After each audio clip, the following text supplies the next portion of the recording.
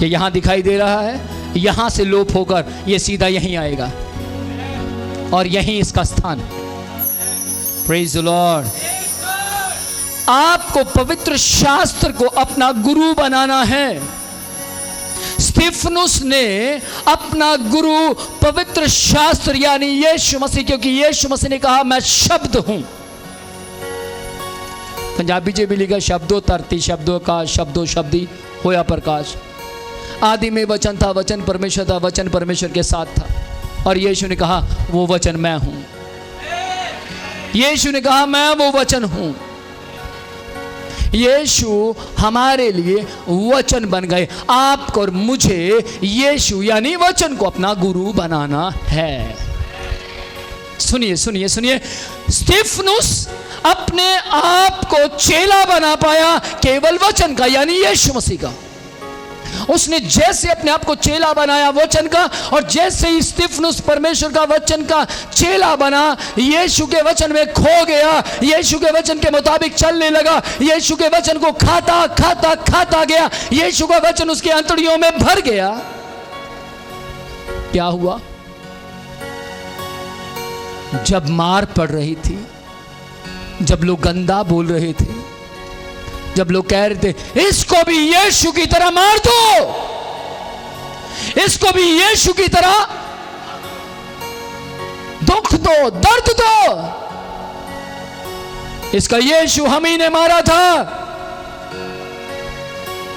तब स्तिफनुस कह रहा होगा प्रभु मैंने इसको बहुत पढ़ा है, मैं इससे बाहर नहीं जाऊंगा। यह संसार मुझे बाहर की ओर खींच रहा है। संसार की बातें, संसार का लोभ, संसार की ईर्ष्या, संसार का लालच प्रभु मुझे बाहर खींच रहा है। स्तिफनुस ने इस तरीके से नहीं कहा, क्योंकि स्तिफनुस की बॉडी के अंदर यीशु की सामर्थ बच चुकी थी। स्तिफनुस की बॉडी कमजोर कमजोर हो चुकी थी, परंतु आत्मा बलवंत बलवंत और बलवंत हो चुका था। आप क्यों कंट्रोल नहीं कर पाते?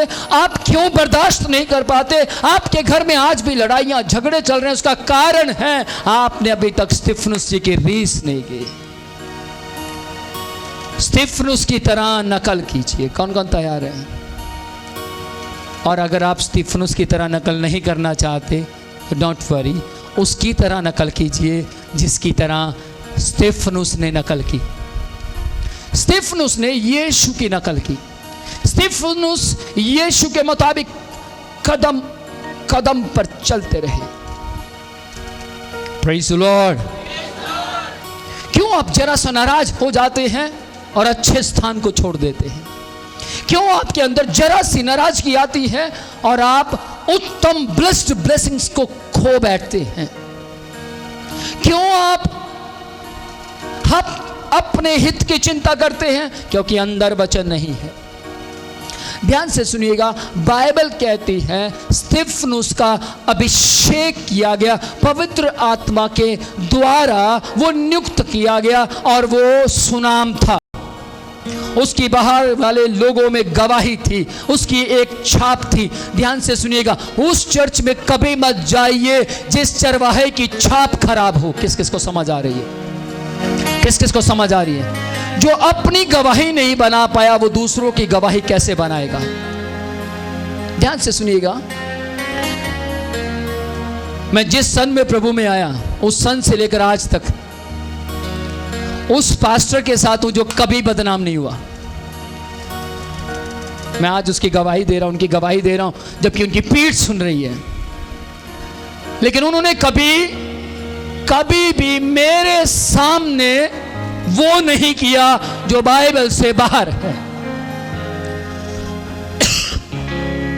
समझ पा रहे? और अगर कोई छोटी मोटी मिस्टेक की भी है तो मैं भूल गया। मालूम क्यों? क्योंकि मेरी बहुत सी गलतियों को वो भूल गए। उसको बोलते हैं ओरिजिनल प्रचारक, असली पास्टर।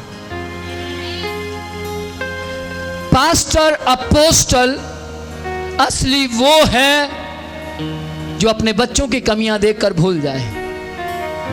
आमीन। और असली कलीसिया भी वही है जो कमियों को नजरअंदाज कर कर आगे बढ़े। आमीन। पाप में और कमी में फर्क होता है। स्तिफनुस के अंदर सिन नहीं था।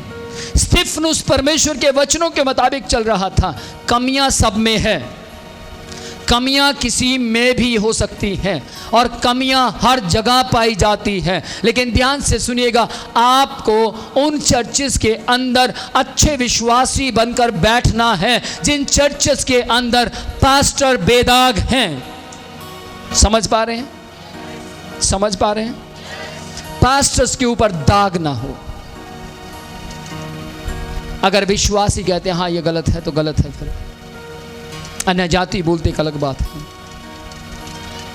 लेकिन ध्यान से सुनिएगा, यीशु मसीह का कौन सा चेला बाइबल के अंदर दाग लगने के बाद मरा? मुझे बताइए, किस किस ने बाइबल को पढ़ा है? कौन था? यहूदा इस्करियोती दाग लगने के बाद मरा।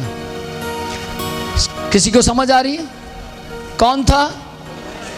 यहूदा इस्करियोती। लेकिन बाइबल में लिखा है यीशु ने अपने मुंह से यहूदा इस्करियोती को चेला नहीं कहा। चेला कहा? चेला कहा यीशु मसीह।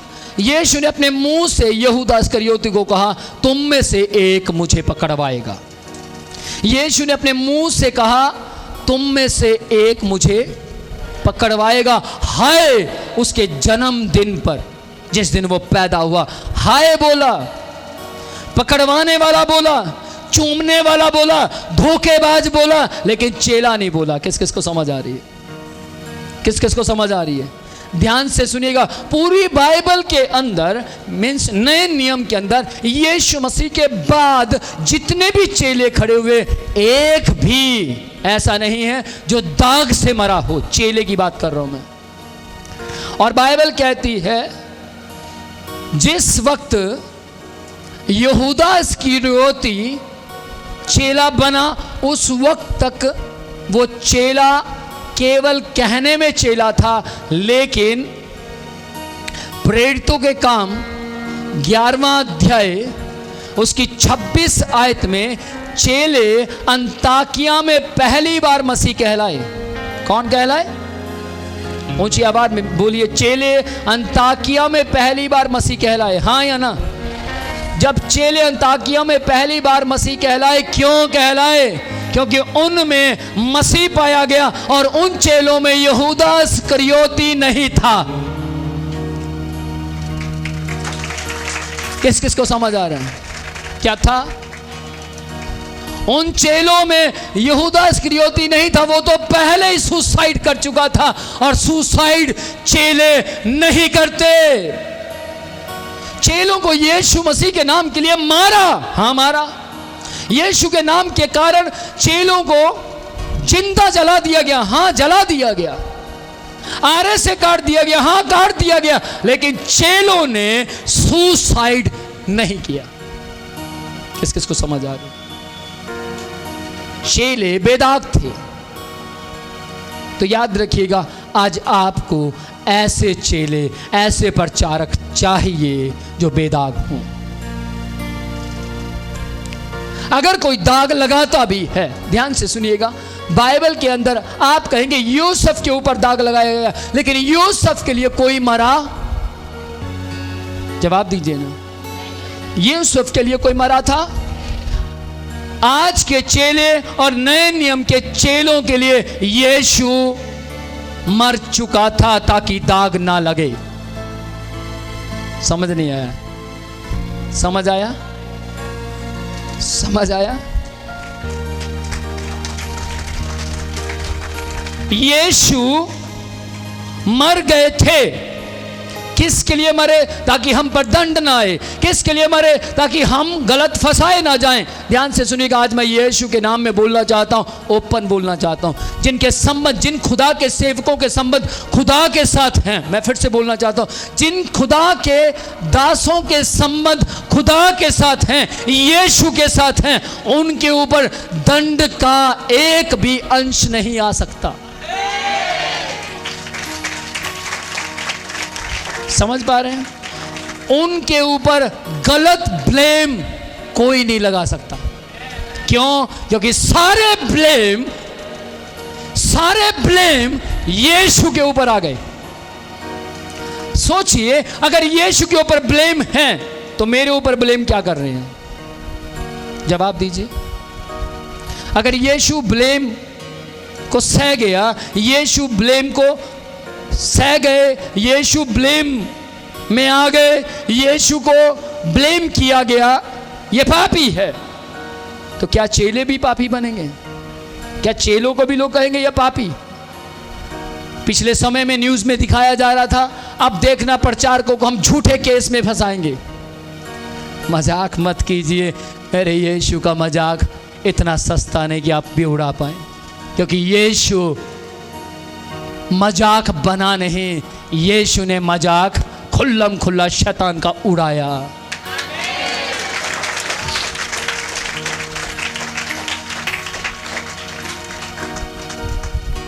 मैं बताना चाहता हूं, सन 2007 में मेरे ऊपर झूठा केस डाला गया, मैं जीत गया, पर झूठा केस लड़की का नहीं था।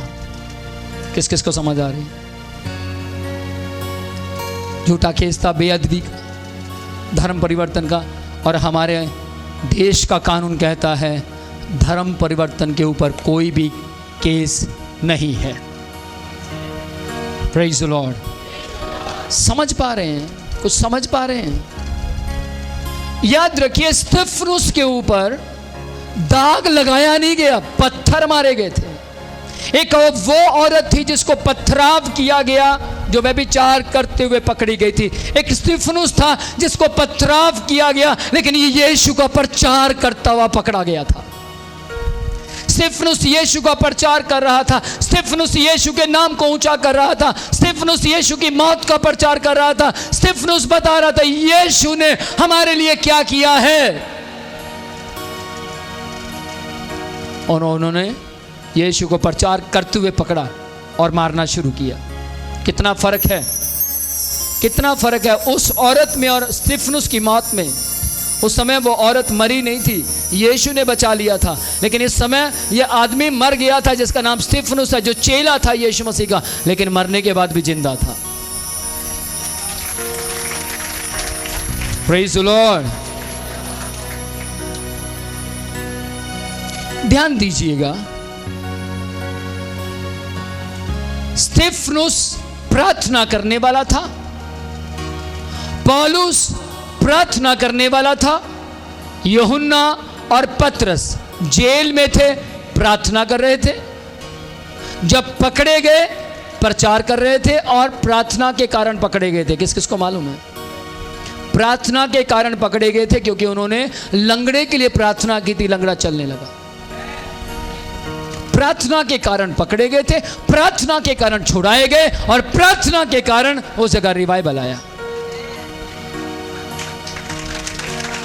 Praise the Lord. जब मैं बहुत छोटा हुआ करता था,